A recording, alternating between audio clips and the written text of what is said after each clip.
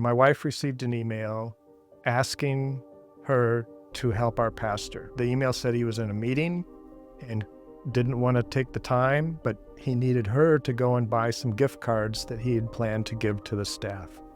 And so my wife and I decided, okay, well, let's go get the gift cards. But before we did that, we stopped for lunch. So we were at lunch and we were talking more about this. Well, by that time, we'd received a response back, and the person, assuming it was our pastor, asked that we scratch the codes off the gift cards and we send just the codes along with the security key passes. Well, then I started to think, this doesn't sound right. And so I actually looked at the emails. And when I looked at the email, I noticed that it really wasn't from our pastor, even though it was addressed from him.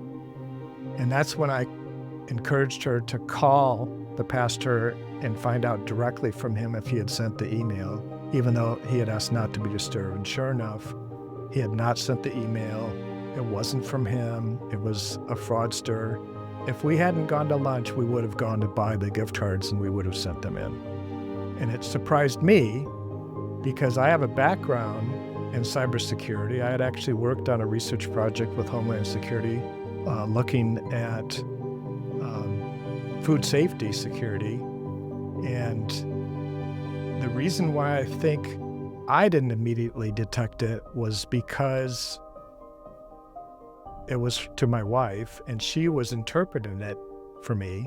And the second was that it was from our church and our pastor, which obviously we would do anything for them.